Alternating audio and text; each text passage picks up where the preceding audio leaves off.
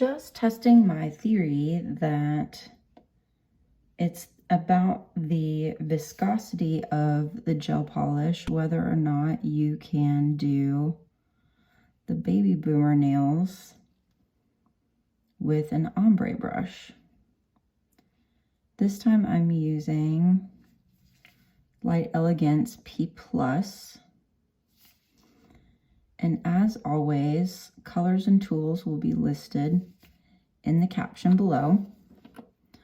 You want to make sure you're leaving some space between your colors, not only so you don't mix them on the brush, but also it makes your ombre easier. And we're going to put just a tiny bit extra gel polish at the space where they're going to blend. Not a lot, just a tiny bit. So take your ombre brush of choice and a little bit away from where you're going to start blending them. So let's say the nail is divided into thirds. Put a little bit of extra polish in the third where you're going to blend and start going in small strokes across the nail. And when you get more comfortable, you can go back and forth instead of just going in one direction. So if you're a beginner to the ombre brush, just go in one direction from one side to the other, pick up your brush and come back over.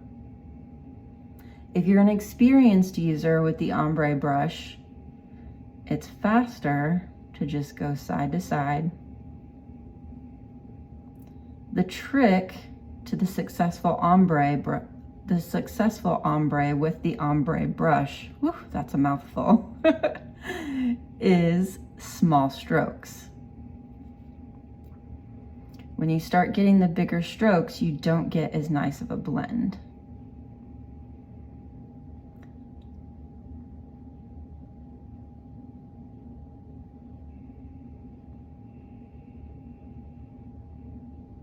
For the baby boomer, we don't want to eliminate our white completely. Normally with an ombre, we would go all the way down to the tip of the nail. Since we're doing a baby boomer, we want to leave some of that white.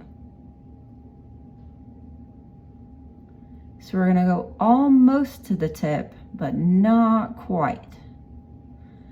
So make sure you don't go all the way to the end of the nail because you want to leave some of that white really white. So I'm going to stop just shy of the tip.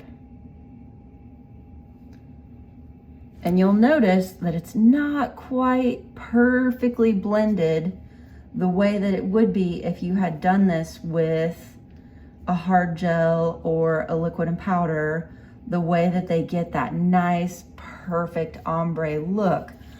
The trick, I'm just going to show you this with P+, and scoot those out of my way.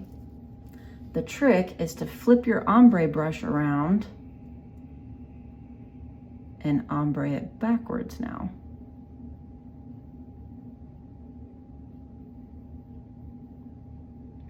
And this is where it's really important to have only a tiny bit of extra and not too much, because you don't want to be pulling a lot of excess gel polish back towards the skin.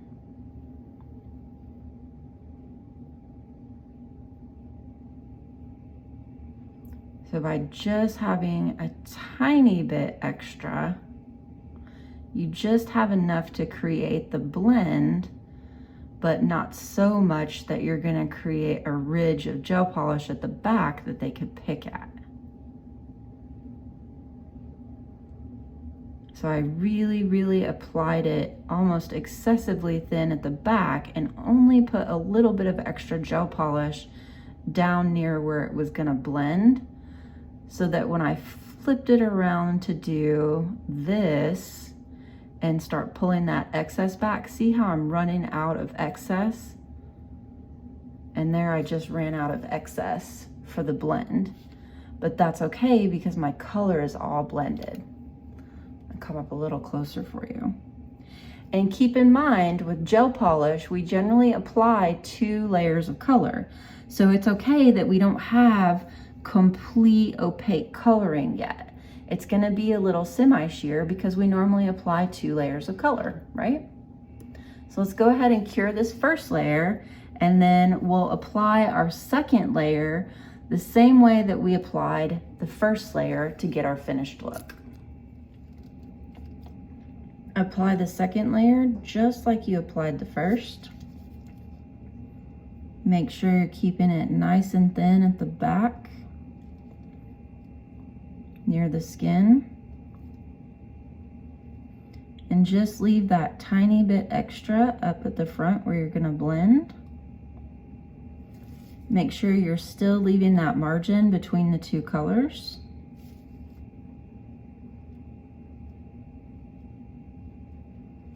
And then leave that little tiny bit extra where you're gonna blend.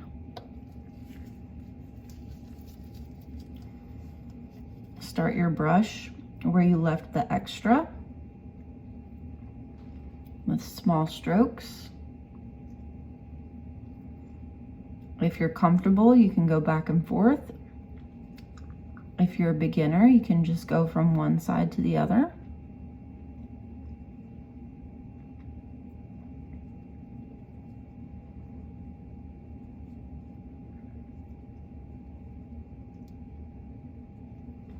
And if you're looking to do multicolor ombres, I have that in a separate video.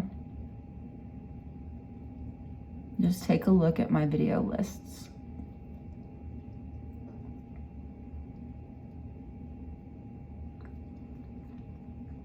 So really the trick to doing an ombre with the gel polish is the viscosity of your gel polish. It needs to be a true gel and not have a lot of solvents in it.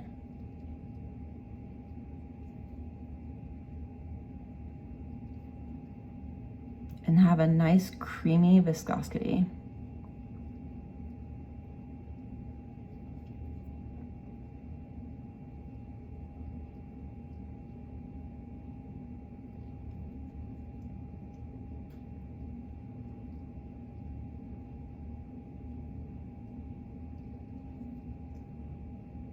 Remember to keep your strokes really small if you want to have that really blendy blend. Because if you get those big strokes, that's when it starts to look more like a line.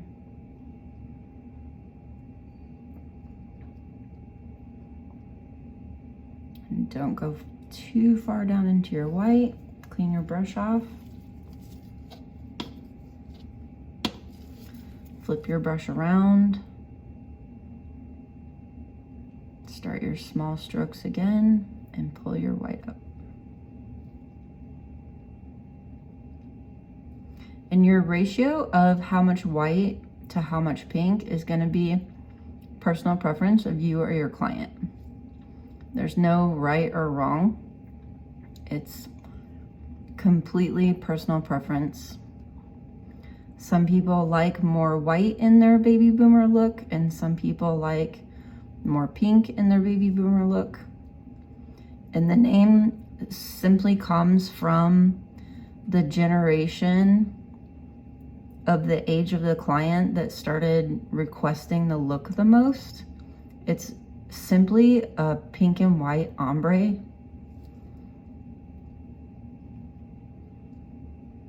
And it was coined baby boomer because of the age of clientele that preferred it.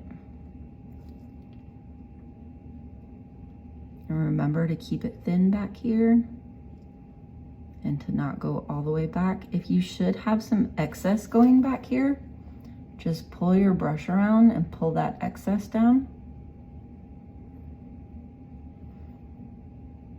to make sure that you don't get any buildup back at the skin.